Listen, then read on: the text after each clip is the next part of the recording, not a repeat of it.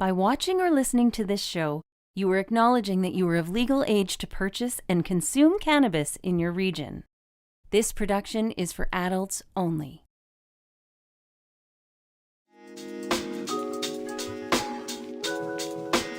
Have you seen the Slash?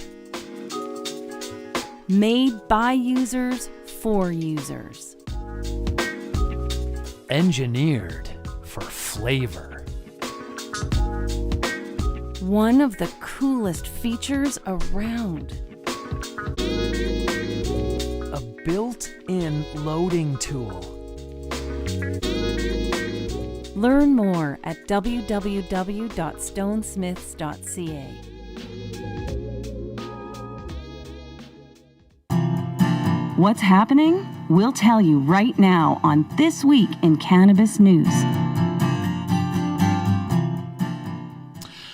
Another delicious segment coming up of This Week in Cannabis News, and you can find all the cannabis news you need at OkanaganZ.com. That beautiful looking website is probably getting closer and closer to becoming a reality when my good friend David Wylie looks out his window. Welcome back to the show, David. How are things? Things are good. I love that we're taking the same tips from the same fashion folks, because this is this is too much, man. Yeah, this obviously was not planned, because why would we? But when we both logged onto the system to record this, we were like, oh wow, it's like looking in a mirror almost. Oh yeah, we both got a good laugh out of that one. Yeah, indeed. Well, something that is definitely not funny. Well, anything to do with COVID is not funny. But we all have concerns about our health, and we're worried about health frontline workers in the hospitals. But we should also be worried about the frontline workers, that are still out there day to day, especially during the darkest times that we had, and who knows what's still to come. But the people that are allowing us to shop for groceries and different things like that. And in those essential services are cannabis workers.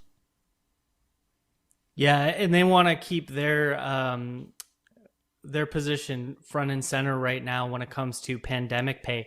If you go into a BC cannabis store right now, which is the provincial store, you'll see that workers are wearing buttons that say essential pay for essential work. And that comes back to a policy decision that seems to be leaving both cannabis frontline employees as well as liquor employees in BC out in the cold. Throughout the pandemic, employers have been recognizing the risks and the challenges that frontline workers are facing. And a lot of companies have been rewarding their workers with a little bit of extra moolah on the side there to show their appreciation that they're coming in and following the policies and, making sure that people can get what they need to get. In BC, that included essential provincial government employees, more than 250,000 eligible workers who provide frontline in-person services in BC at places like hospitals, jails, long-term and assisted living facilities have been receiving a lump sum payment, which is worth about $4 per hour for a 16-week period. And that was supposed to start last March. And here we are more than a year later, and BC cannabis store employees are still excluded from that federal provincial temporary pandemic pay program. So they're wearing buttons and they're trying to put pressure on the government to create a little bit of equity when it comes to that payment. I mean, they are they're frontline facing customers, and we all know that when it comes to the way that people are treating others through the pandemic, it's not always the politest. We've seen those videos on TikTok and on Reddit and wherever else of people getting screamed at, all kinds of craziness that's happening. So cannabis store employees here in BC really want to get what they believe is their fair cut of this pandemic pay, and are urging people also to send a letter, reach out to the finance minister here in BC, Selena Robinson, to show that there's public support behind their cause.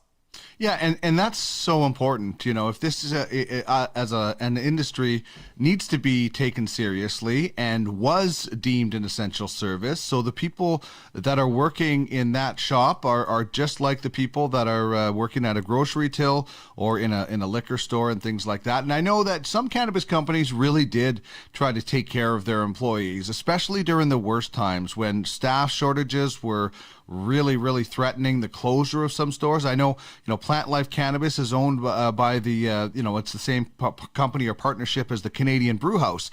And those, pubs and sports places are, spread across everywhere. So what they did was allowed their Plant Life employees to be able to order food off the brewhouse menu. It was delivered to them. It was free. They were taking care of their employees because they realized that, no matter what you're selling, if you're deemed an essential service, you're dealing with customers and you're putting yourself at risk. And, that has to include the cannabis space for sure. I love that mention of the different way that companies are going out and trying to show employees that they care. And, I think that that's important. And I hope that kind of attitude where we're treating employees with, that modicum of respect and finding different ways to reward them for a job well done. I hope that continues even post-pandemic. Yeah, it really should, because it's, this is kind of a good lesson for all of us as well.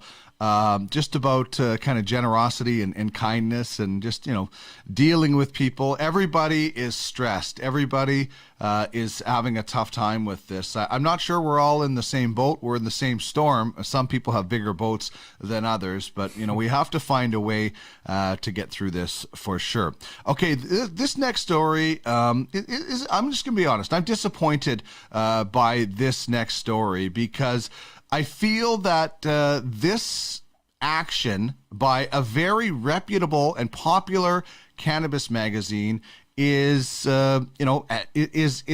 backwards. It's contrary to the legalization movement. So I wonder what you think. I know you wrote a piece about this, but the publisher of High Canada has decided to back and endorse a black market company. I just find this totally backwards to the legalization movement, and I think it's just wrong. It's become clear that some folks just really don't want to play within the framework of legalization, and that extends to the publisher of High Canada magazine. And he says that he's made what is his first ever endorsement over the years. And yeah, it's for an illegal mail order marijuana operation. Actually, it goes one step further than an endorsement. The High editor and publisher Cy Williams actually calls his relationship with the store a partnership. So he says that this site is going to carry an official High Canada magazine, a seal of approval. And the unlicensed cannabis store is doing things really that licensed retailers can't.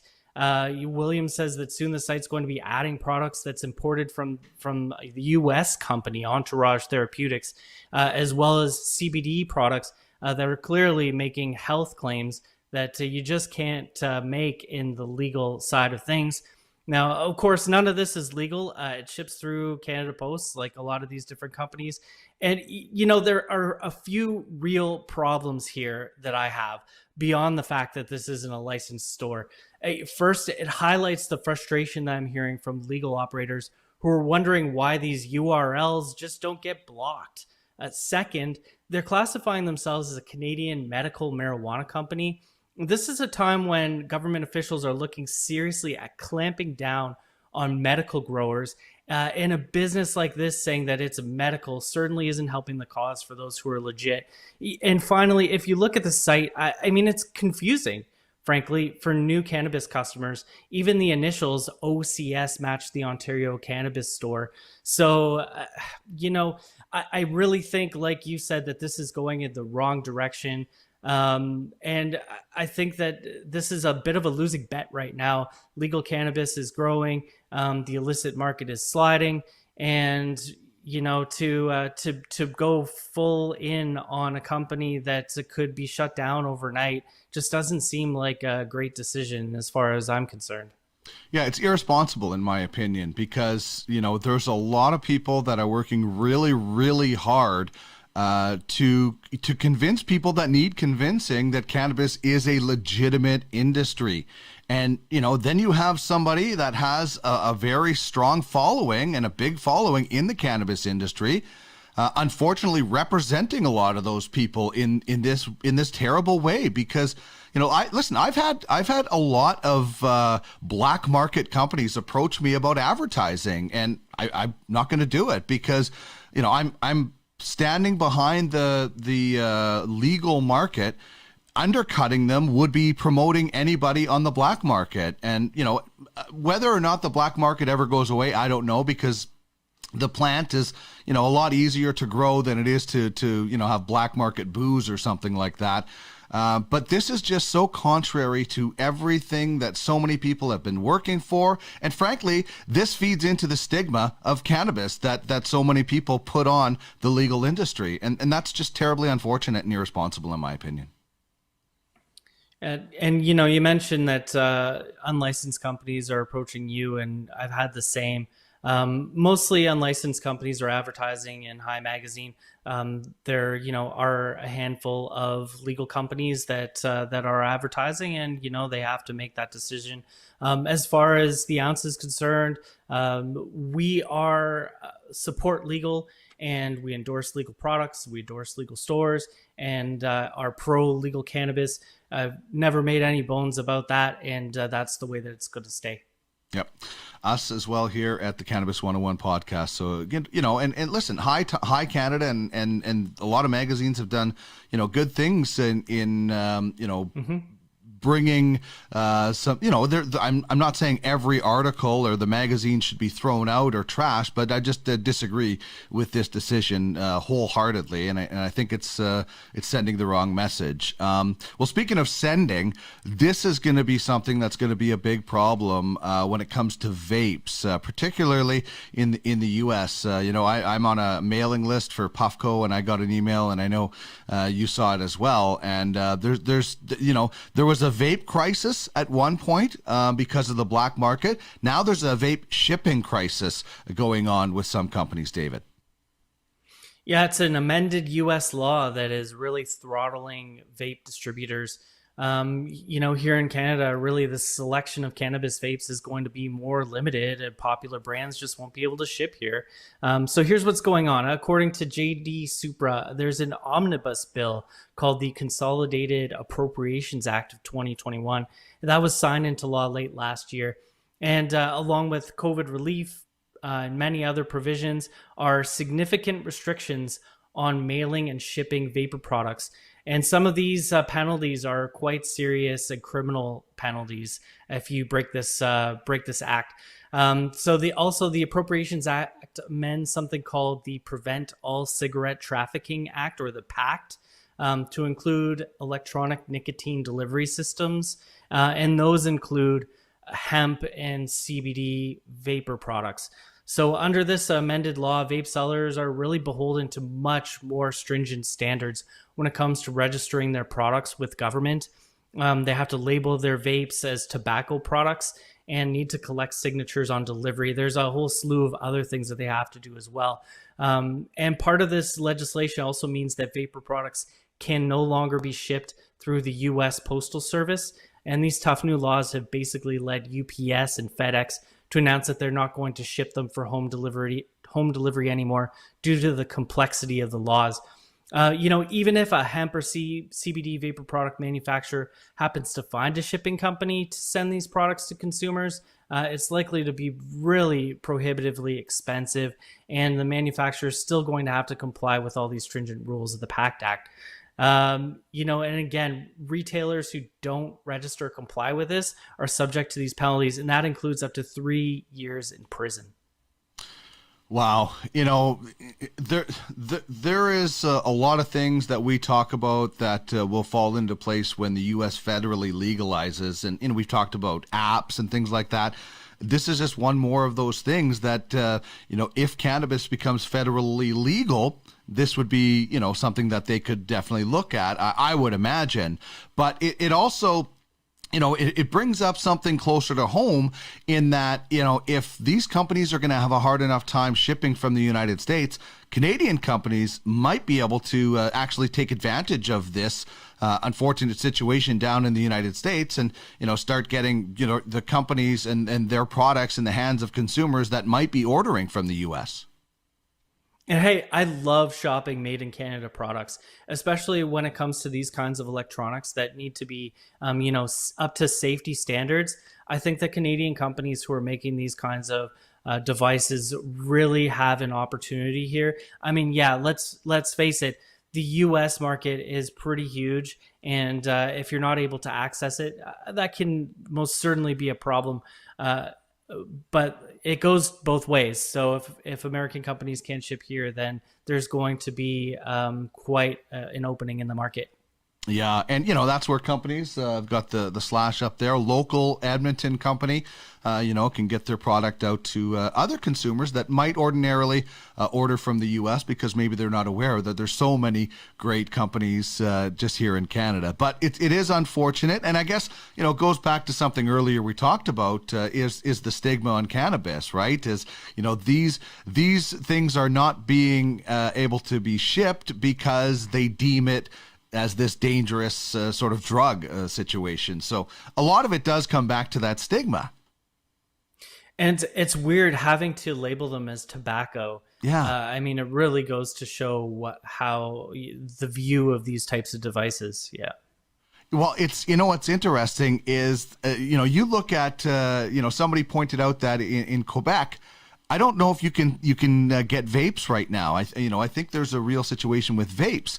But yet they're okay with people selling pre-rolls. And listen, I love pre-rolls, but you're lighting up. There's combustible action with a joint that is not there with a vape pen. So it's all it's all comes down to education. That's really all it comes down to, and the industry evolving and doing a lot of teaching. And one of the things that's going to influence people and bring them over to the cannabis side where they eventually will learn is the financial side. Let's face it, there are people that will just strictly get into the cannabis business because of money, and all the power to whatever you want to do, that's fine with you. But there was a lot of big predictions when the cannabis industry started, and now a couple of years in, things have settled in, and there's some big predictions down the road that I think should excite a lot of people. I mean, and this is really crystal ball stuff. Once you start looking this far out, cannabis consultants, the Brightfield Group, is forecasting that the Canadian cannabis market will be peaking by 2026 at about $9 billion in annual sales. Now, that's a huge market. And by that time, they say there will be enough retail stores open to handle the demand. Enough consumers will have successfully transitioned to the legal market. So as far as what Brightfield is saying, Jamie Shao, who is the insights lead at Brightfield and the lead author of this report, says that the massive growth that we've seen this year and probably the next year or two is going to start to taper off, because really ultimately there's only so many new cannabis users who are going to be coming online over the time. And part of the challenge here that cannabis companies are facing is the regulation that is quite tight on products. That includes the 10 milligram limit on edibles, which not a lot of consumers are necessarily into, especially the consumers who are the more heavy users. There's also advertising and packaging restrictions that have had a fairly significant impact on the sector. So there's lots of room for government to step in and even heighten that ceiling right now. So we'll see what happens there.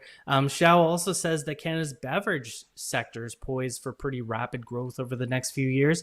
That seems to be a fairly dormant part of cannabis products. They're the least used type of product for cannabis users, but that is likely going to change as more and more people try them, and the beverages get just better tasting, and the effect comes on quicker and offsets quicker, which is something that people really want to see. I mean, there's other kinds of edible products too that might be able to open up the market even more. Savory and baked options, for example, are something that we haven't really seen too much of. Yeah, a couple of things that I find interesting is, I agree that the 10 milligram limit does hamper people at our experience, but it's so easy to just go buy your own edible and make it at home and get around that. And I think that, people are starting to catch on to that a little bit. The drink thing is interesting. We really didn't have to, this last summer was not really a regular summer full of barbecues and doing all these things and hanging out. And I'm not sure this summer. So I think that also plays into it, right? You talk about going to a barbecue and grabbing a 5-pack, I guess it is, unfortunately. But that really hasn't kind of happened, unfortunately, because of COVID. But the one thing I will say about these predictions, they're not going to happen unless those regulations are, loosened up a little bit. I'm not saying open it up and let people do what they want, but this industry is only going to be able to grow if it's on a level playing field with others. And right now it's not. So the predictions are great, but, as they mentioned, those regulations are there. What does Canada do? How is Canada going to react to a lot of other countries by that time, hopefully legalizing? That's going to be a really interesting thing because, are they basing this on Canada being one of the few countries to still be legal by that point? There's so many unknowns. Yeah. And with big figure predictions like this, we've seen them over the last few years with cannabis. How much is the market worth? How fast is it going to grow? What's it going to be worth a year from now? And they've always been wrong. We love to talk about them. And, if we went back and we revisited them, we could probably make a nice list of the 5 greatest flops as far as predictions were concerned. So they're always fun, but, I think that you and I have seen enough of this to not put too much stock in it. But the $9 billion figure in annual sales is a pretty cool cap as far as I'm concerned, and something that leaves lots of room for growth over the next few years. Yeah, and at the very least, as far as good news, is they're predicting an upswing instead of bad news. So at least it's good news that they're predicting for the industry, and we can get there. We just have to get around a few things, as we've been doing for the last 2+ years. David, thanks as always for joining us. People can find you guys at OkanaganZ.com to get all your cannabis news. The newsletter comes out on Friday, and check them out on Twitter at OkanaganZ. Thanks as always, David. Thank you.